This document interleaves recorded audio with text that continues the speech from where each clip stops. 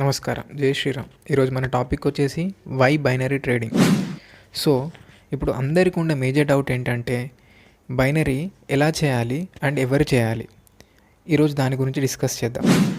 So నాకున్న ఎక్స్పీరియన్స్తో trading are investing ఎవరు చేయాలి అండ్ ఎలా చేయాలి అనేది క్యాపిటల్ని బేస్ చేసుకొని ఒక 3 కేటగిరీస్లో డివైడ్ చేశాను. ఫస్ట్ వచ్చేసి ఎవరి దగ్గర అయినా అరౌండ్ 50 lakhs క్యాపిటల్ ఉందని అనుకుంటే నేను వాళ్ళని positional trading and long term investment చేసుకోమని సజెషన్ ఇస్తాను. ఎందుకని నన్ను అడిగితే సఫిషియెంట్ క్యాపిటల్ ఉన్న వాళ్ళు ట్రేడింగ్లోకి వచ్చి స్ట్రెస్ తీసుకోవడం కన్నా హాయిగా ఇన్వెస్టింగ్ చేసుకోవడం బెటర్. ఇది ఎందుకు చెప్తున్నానని ఒక చిన్న ఎగ్జాంపుల్తో అర్థం చేసుకోవడానికి ప్రయత్నం. 50 lakh ఫండ్స్ని ట్రేడింగ్తో మేనేజ్ చేయడం మనం మాట్లాడినంత ఈజీ అస్సలు కాదు. చాలా ఎమోషన్స్ వస్తాయి, సైకలాజికల్గా చాలా స్ట్రాంగ్ ఉండాలి.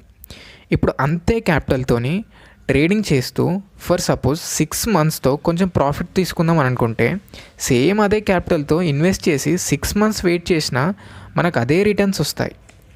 సో ఇన్వెస్ట్ చేసి 6 months మీరు ఎక్కువ స్ట్రెస్ లేకుండా ఉండొచ్చు.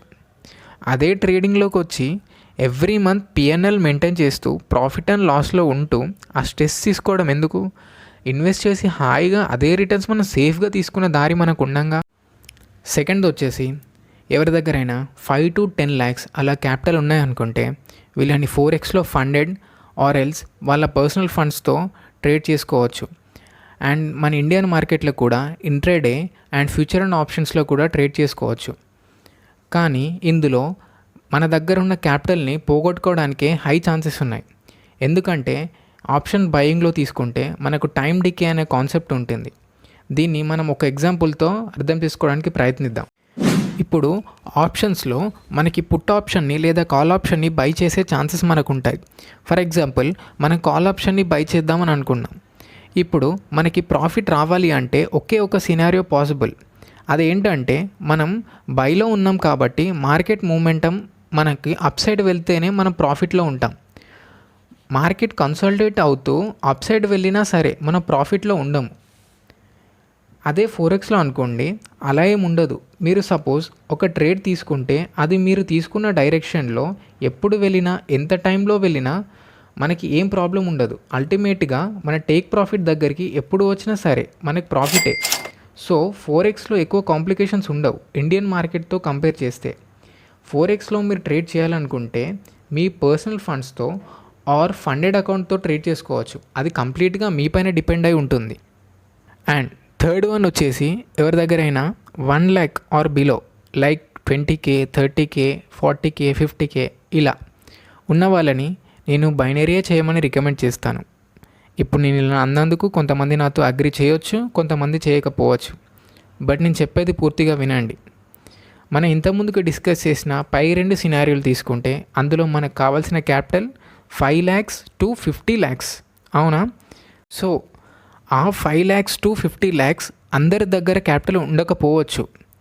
అండ్ ఒక మిడిల్ క్లాస్ వారి దగ్గర మనం అంత క్యాపిటల్ ఎక్స్పెక్ట్ చేయడం కూడా కరెక్ట్ కాదు. ఎవరైనా సరే లో క్యాపిటల్తోనే మార్కెట్లోకి వస్తారు అండ్ దాన్నే గ్రోత్ చేయాలనుకుంటారు.